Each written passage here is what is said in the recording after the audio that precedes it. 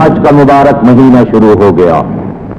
دنیا کے ہر گوشے سے اللہ کے فرشتار اور اللہ کے رسول صلی اللہ علیہ وسلم کے امتی سرزمین حجاز پر پہنچنے شروع ہو گئے، جنہیں آسمانی بادشاہت کے ملائک اپنے نورانی پروں کے دوش پر لینے کے لیے تیار ہیں.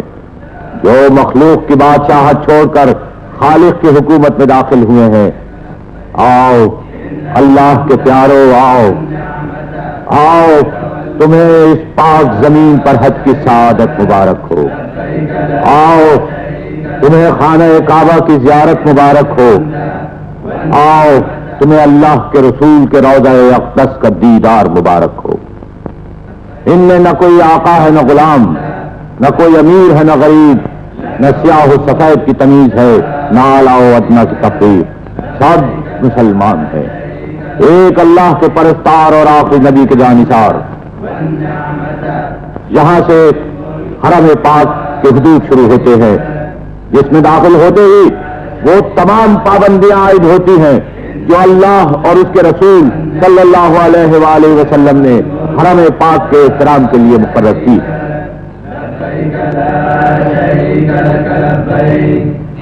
7 ذوالحجہ مکہ مکرمہ کی تمام فضا بادشاہ ارض و سما کی تعریف میں گونج رہی ہے. یہ ہے حرم کا صدر دروازہ، جس کی آغوش میں مقدس یادگاروں کے وسیع ذخیرے ہیں.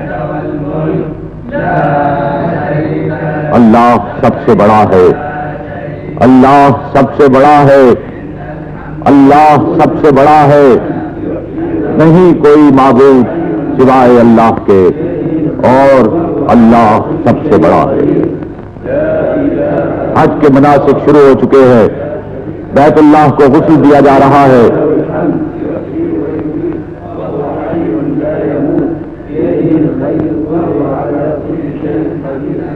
خانہ کعبہ خدا کا وہ پاک گھر ہے جس سے افضل کوئی عبادت گاہ نہیں، جس کے بارے میں سردار کونین حضرت محمد مصطفیٰ صلی اللہ علیہ وآلہ وسلم کا ارشاد ہے کہ اللہ جل شانہ کی 120 رحمتیں روزانہ اس گھر پر نازل ہوتی ہے، جن میں سے 60 طواف کرنے والوں پر، 40 نماز پڑھنے والوں پر اور 20 بیت اللہ کو دیکھنے والوں پر. اللہ اکبر، کتنی عظمت ہے اس عبادت کا.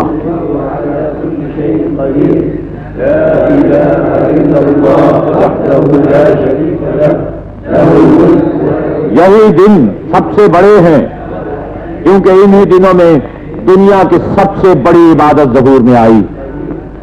اس کی یاد نہ تو قوموں سے وابستہ ہے اور نہ نسلوں سے، بلکہ وہ تمام قرۂ ارضی کی ایک عام اور مشترک عظمت ہے، جس کو وہ اس وقت تک نہیں بلا سکتا جب تک اس کو سچائی، نیکی اور قربانی کی ضرورت ہے، جب تک اس کی زمین اپنی زندگی اور بقا کے لیے عدالت و صداقت کی محتاج ہے. اے میرے پروردگار، بخش دے اور رحم فرما، اور درگزر کر اس سے جو تو جانتا ہے. مطاف بیت اللہ کے چاروں طرف کی وہ حدود جہاں طواف ہو رہا ہے، مطاف کے مبارک نام سے یاد کیا جاتا ہے، اور بیت اللہ کے گرد گھومنے کا نام طواف.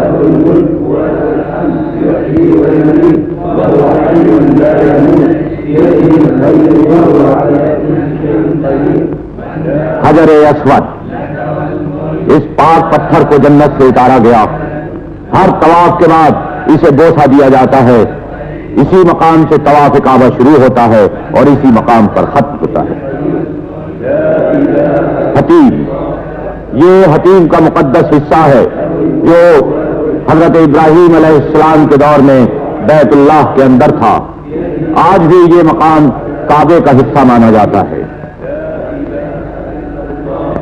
مقام ابراہیم وہ متبرک پتھر ہے جسے حضرت جبریل علیہ السلام نے پیش کیا، اور جس پر کھڑے ہو کر حضرت ابراہیم علیہ السلام نے خانہ کعبہ کی تعمیر فرمائی.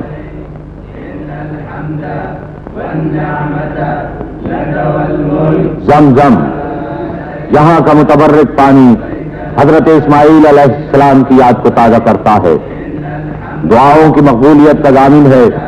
اس پانی کی فضیلت یہ ہے کہ شب معراج میں حضرت جبریل علیہ السلام آسمان سے براق لائے، جنت سے سونے کا طشت، لیکن قلب اطہر کو دھونے کے لیے زمزم ہی کا پانی استعمال کیا۔ بیت اللہ کے طواف کے بعد حجاج مقام ابراہیم پر 2 رکعت نماز ادا کرتے ہیں اور اس کے بعد آب زمزم پیتے ہیں۔ اے ہمارے رب، ہمیں دین و دنیا میں بھلائی اور بہتری عنایت فرما اور ہم لوگوں کو آگ کے عذاب سے بچا، اور ہمیں نیک لوگوں کے ساتھ جنت میں داخل فرما۔ اے بڑے غالب، بڑی بخشش والے، اے جہانوں کے پروردگار۔ یہ صفا اور مروہ کا درمیانی حصہ ہے جہاں فرزندان توحید سعی کرتے ہیں۔ یہ حضرت ہاجرہ کی یادگار ہے، جبکہ انہوں نے حضرت اسماعیل علیہ السلام کے لیے پانی کی تلاش میں ادھر سے ادھر بے تابانہ 7 چکر لگائے تھے۔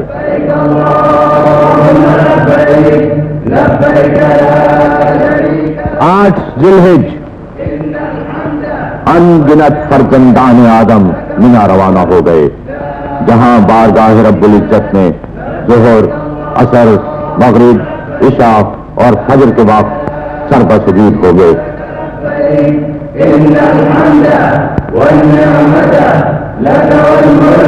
9 ذی الحج وَإِذْ بَوَّأْنَا لِإِبْرَاهِيمَ آج سے 1400 سال قبل رسول برحق حضرت محمد مصطفیٰ صلی اللہ علیہ وآلہ وسلم اسی میدان میں حج کے لیے تشریف لائے تھے۔ جمعے کا دن تھا، سرور کائنات کی سواری وادی ارنا سے میدان عرفات میں داخل ہوئی۔ آج بھی مسجد نمرہ یا مسجد عرفات اس دن کی یاد دلاتی ہے جہاں 2 جہانوں کے سردار رحمت للعالمین شافع محشر رسول برحق حضرت محمد مصطفیٰ صلی اللہ علیہ وآلہ وسلم نے قیام فرمایا تھا۔ یہ ہے میدان عرفات میں جبل الرحمت، سرزمین حجاز پر ایک اور افضل اور اعلیٰ مقام۔ اسی میدان میں حج کے مناسک کی تکمیل میں لاکھوں فرزندان توحید جمع ہو کر اپنے گناہوں کی معافی مانگتے ہیں۔ ایک قول کے موافق اس سرزمین کو یہ شرف حاصل ہے کہ پروردگار دو عالم نے حضرت آدم علیہ السلام کی معافی اسی مقام پر اور آج ہی کے دن قبول فرمائی تھی۔ اسی میدان میں جنت سے نکلنے کے بعد حضرت حوا سے پہلی ملاقات ہوئی۔ اسی میدان میں حضرت ابراہیم علیہ السلام کو حضرت جبریل علیہ السلام نے حج کے مناسک سکھائے۔ ایک روایت کے مطابق میدان عرفات ہی میدان حشر ہے جہاں گناہ و ثواب کا حساب ہوگا۔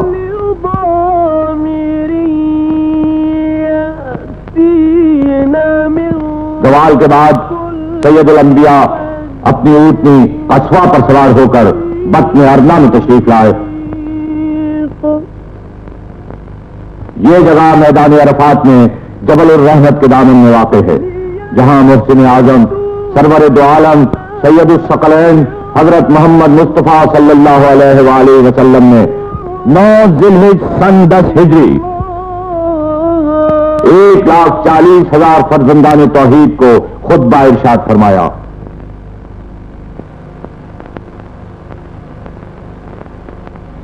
آپ کا ارشاد ہے کہ اے لوگوں، میں جو کچھ کہوں اسے غور سے سنو، شاید آئندہ سال اور اس کے بعد پھر کبھی یہاں تم سے ملاقات نہ ہو سکے۔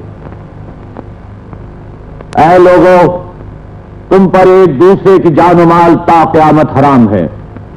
جس طرح آج کے دن اور اس مہینے ذی الحج میں ایک دوسرے کی بے حرمتی نہیں کرتے۔ جس کسی کے پاس دوسرے کی امانت جمع ہو اس کے مالک کو لوٹا دی جائے۔ آج سے ہر قسم کا سود ختم کیا جاتا ہے راس المال کے سوا۔ نہ تم ایک دوسرے پر ظلم کرو، نہ قیامت کے دن تمہارے ساتھ ظلم کیا جائے گا۔ خدا تعالیٰ نے سود کو ممنوع فرما دیا ہے۔ عباس کا جو سود دوسروں کے ذمہ واجب الادا ہے اسے موقوف کیا جاتا ہے۔ جاہلیت کے مقتولین کا قصاص ودیت دونوں کل عدم قرار دی جاتی ہیں۔ سب سے پہلے بنو ہاشم کے بچے ابن ربیعہ بن حارث بن عبد المطلب کے فرزند کا بدلہ اور دیت معاف کرتا ہوں۔ اس کے بعد مجھے بتانا ہے کہ زن و شوہر دونوں ایک دوسرے کے سامنے جواب دہ ہیں۔ اذا جملہ یہ کہ کسی عورت کے لیے غیر مرد کو اپنے قریب کرنے کا حق نہیں۔ دستور عام کے مطابق ان کے خورد و نوش اور ان کے لباس کا پورا لحاظ رکھو اور ان کے معاملے میں حسن سلوک سے ہاتھ نہ کھینچو۔ وہ تمہارے نکاح میں آ جانے سے تمہاری پابند ہو جاتی ہیں اور اپنے نفس کی مالک نہیں رہتی، لیکن تم بھی خیال رکھو کہ آخر کلمہ ایجاب و قبول کے ساتھ ہی تم نے اللہ کی اس امانت کو اپنی تحویل میں لیا ہے اور انہی کلمات کے ساتھ انہیں خود پر حلال کیا ہے۔ اے لوگوں، غور سے سنو، جو کچھ تم سے کہہ رہا ہوں اس کی وضاحت کے لیے دو چیزیں چھوڑے جا رہا ہوں۔ اگر تم اسے مضبوطی کے ساتھ پکڑے رہو گے تو کبھی ٹھوکر نہ کھاؤ گے۔ وہ چیز بجائے خود نہایت واضح ہے اور وہ خدا کی کتاب اور اس کے رسول کی سنت ہے۔ خدا بندہ، تو سن رہا ہے کہ میں نے اپنا فرض ادا کر دیا۔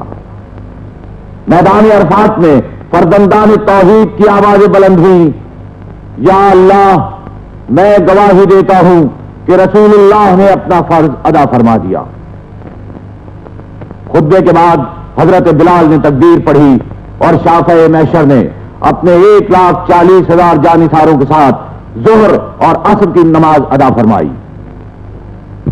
اس کے بعد یہ آیت کریمہ نازل ہوئی، آج کے دن میں نے تمہارے لیے دین کو کامل کر دیا اور اپنی نعمت تم پر پوری کر دی اور تمہارے لیے دین اسلام ہی کو پسند کر لیا۔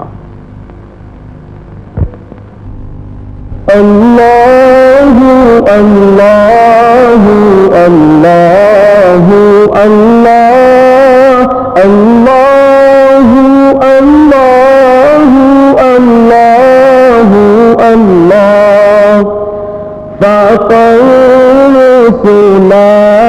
فَضْلًا وَعُلَا أَهْدَى سُبُلًا لِدَلَالَتِهِ اللہ اللہ اللہ اللہ اللہ اللہ اللہ اللہ کنز الکرم مولا النعم هادي الأمم لشريعته الله الله الله الله الله الله الله الله أزكى الناس بي أعلى الحسب كل العربي في خدمته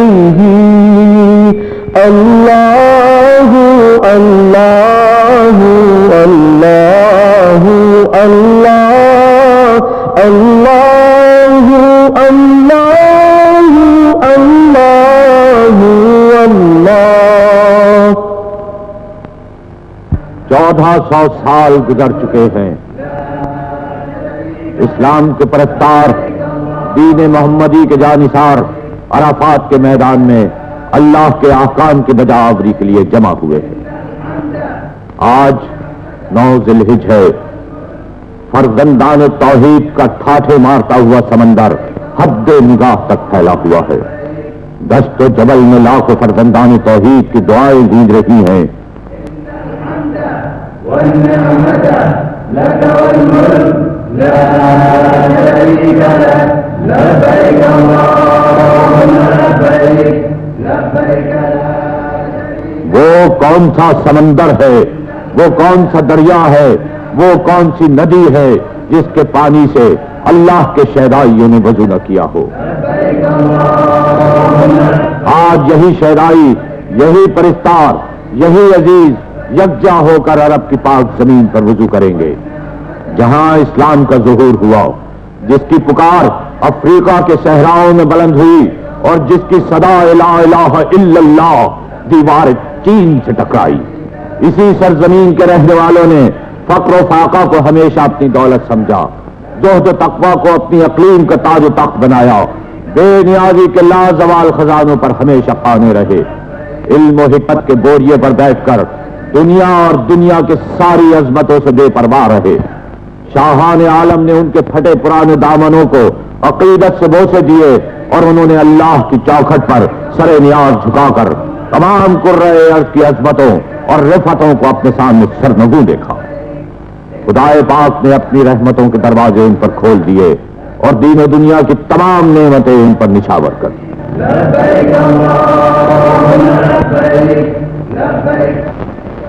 عرفات کے میدان میں جب لوگ جمع ہوتے ہیں تو حق جل شانہ دنیا کے آسمان پر اتر کر فرشتوں سے فخریہ ارشاد فرماتے ہیں، میرے بندے دور دور سے پراگندہ حال آئے ہیں، میری رحمت کے امیدوار ہیں، اگر ان کے گناہ ریت کے برابر ہوں یا بارش کے قطروں کے برابر ہوں یا سمندر کے جھاگ کے برابر ہوں تب بھی میں نے معاف کر دیے۔ میرے بندو جاؤ، میری بخشش لے کر چلے جاؤ، تمہارے بھی گناہ معاف ہیں اور جن کی سفارش کرو ان کے بھی گناہ معاف ہیں۔ مسلمانوں، آج رب العالمین شہنشاہ ارض و سما خالق کون و مکان کی رحمت جوش میں ہے، بھر لو اپنی جھولیاں اس کے کرم سے، لوٹ لو دو جہانوں کی نعمت اس کے رحم سے، مانگ لو شفاعت کہ آج رب دو جہاں نے تمہارے گناہ بخش دینے کا وعدہ فرمایا ہے۔ اس وقت جو تمہاری زبان سے نکلے گا اللہ کے فرشتے اسے اپنے نورانی پروں پر اٹھائیں گے، تمہاری صداؤں کو اپنی آغوش میں لے کر آسمانوں اور زمینوں کے مالک کے حضور پیش کر دیں گے۔ وہ قبول کرنے والا ہے، وہ معاف کرنے والا ہے۔ یا اللہ یا اللہ یا اللہ ہمیں دین اور دنیا میں سرفراز فرما، یا اللہ ہمیں قبر کے عذاب اور دوزخ کی آگ سے بچا، یا اللہ ہمیں اور ہماری اولاد کو نماز قائم کرنے کی توفیق عطا فرما، یا اللہ ہمارے ماں باپ کی اور مومنوں کی خطاؤں کو بخش دے، یا اللہ ہمیں وہ بھلائی دے جو تجھ سے تیرے نبی نے مانگی، اس چیز کے شر سے تیری پناہ مانگتے ہیں جس سے تیرے نبی صلی اللہ علیہ وسلم نے مانگی، یا اللہ ہمارے دل میں رسول برحق کی محبت بھر دے اور ان کے احکام پر چلنے کی توفیق عطا فرما، یا اللہ ہمیں روز محشر نبی کریم صلی اللہ علیہ وسلم کی شفاعت سے سرفراز فرما، یا اللہ بیماروں کو شفا دے، یا اللہ بے روزگاروں کو روزگار دے، یا اللہ بے اولادوں کو نیک اولاد دے، یا اللہ غریبوں کو خوشحالی دے، یا اللہ ہمارے بازوؤں میں قوت حیدری دے تاکہ ہم اپنے وطن کی حفاظت کر سکیں، یا اللہ ہمارے ایمانوں میں تقویت دے کہ ہم اپنی قوم کا سر فخر سے بلند کر سکیں، یا اللہ ہمارے ارادوں میں پختگی دے تاکہ ہم تیرے نام پر قربان ہو سکیں۔ اللہم اجعل خیر عمری آخرہ۔ سورج کی آخری کرن جبل عرفات پر لرز رہی ہے اور حجاج سفر کے لیے تیار کھڑے ہیں۔ آفتاب کے غروب ہوتے ہی لاکھوں بندگان الہی میدان عرفات سے مزدلفہ کی طرف روانہ ہو جائیں گے۔ على دينك وأيدني بنصرك وارزقني من فضلك ونجني من عذابك۔ یہ ہے مزدلفہ میں مشعر الحرام کا وہ پاک مینار جہاں حضرت آدم علیہ السلام اور حضرت حوا علیہ السلام تمام رات حضور خدا بندی میں سر بسجود رہے، پروردگار کی نعمتوں کا شکر ادا کیا اور رحمت و بخشش کی دعائیں مانگی۔ اسی متبرک مقام پر حضرت ابراہیم خلیل اللہ اور حضرت اسماعیل ذبیح